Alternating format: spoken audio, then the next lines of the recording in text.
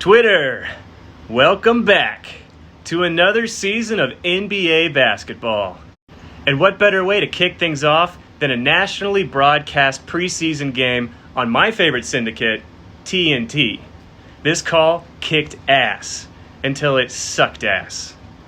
I don't have to tell anybody here in Memphis what a big deal this is. TNT has my favorite broadcasters, the best sports panel, and it's extremely rare for the Grizzlies to appear on this channel. Happens maybe once every 25 to 50 years. So, TNT picks Memphis to kick off their NBA season. They've got Stan Van Gundy and Kevin Harlan sitting front row. Kevin Harlan's booming voice echoing after Ja Morant dunks. I mean, ugh. And the Grizzlies absolutely showed out for the occasion. Ja Morant looked like he was playing on a tier of his own. It was like he was playing against a bunch of G-Leaguers. De'Anthony Melton complimented him fantastically. And Jaren Jackson looked incredible. He really might be the breakout star this season. And to everybody who's ever doubted him or said that we should trade him, please, log off Twitter forever. Go away. Nobody cares about you. He looked like a goddamn mutant Neo on defense. He got 7 boards, looking stronger than ever, and how about that coast-to-coast bucket? Mwah! And don't even get me started on Ja Morant. Dude's playing out of his freaking noodle in the first game of the preseason. $12 million to get him into the dunk contest, or $15 to go to the preseason opener, and you get to see that. I mean, are you freaking out of your mind, man? Did you visualize everybody slapping your mom like Bobby Portis? I don't understand, Ja. It's just the preseason. The preseason.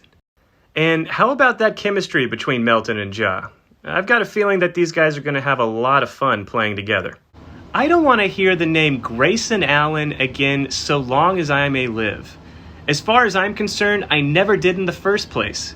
De'Anthony Melton has always been the guy to back up Dillon at the 2. He knocks down threes, he gets steals and sets up his guys. He locks down on defense in the highest of pressure situations. He's never rattled.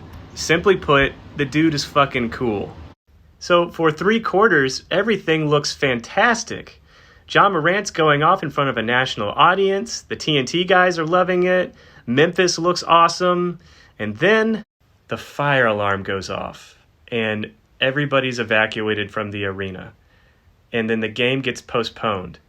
All this positive, exciting momentum just snatched out of thin air in a moment's notice. And the broadcast shifts to NBA Game Time on NBA TV. And man, they didn't talk about any of the awesome stuff that had happened during the game, probably because they were working and couldn't have been watching it.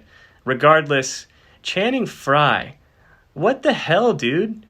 Who hurt you? I mean, did you play a game in Memphis and then walk out to Beale and, the first guy on the street that saw you just flamed you worse than you've ever been flamed in your life? He just chose violence out of nowhere against us. Here we are on a night where the Grizzlies had been flexing on national television, making Memphis look incredible, and Channing Frye's over here saying nobody wants to spend the night in Memphis. And then says that when players play in Memphis, after the game, they just go straight to their rooms and order takeout and proceeds to shout out St. Louis-style ribs. And this is coming from a guy that played in Cleveland for 4 years. So surely you're aware how every city has interesting stuff to offer. And how dare you? So what, you think that just because you found a wine company with 6,000 followers that you're suddenly an authority on culture? I'm sorry, Channing. Were you expecting Beale Street to be a vineyard? Were there not enough grapes for you to inspect by hand? Jeez! Also, nice engagement. Oh, and cool Carhartts, dude. You've got such a unique style. I can't imagine it getting any better than this. You're drinking your own wine that nobody wants to buy in a warehouse with overalls on. Ugh. Don't get me wrong. I love a good villain.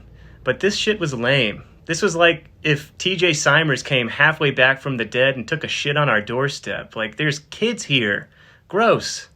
And beyond all of this, this was absolute narrative violence. The Grizzlies had a great game. Memphis was popping off on national TV, and then TNT has to pitch to Channing Frye. Please, Channing, would you please tell us about your insights?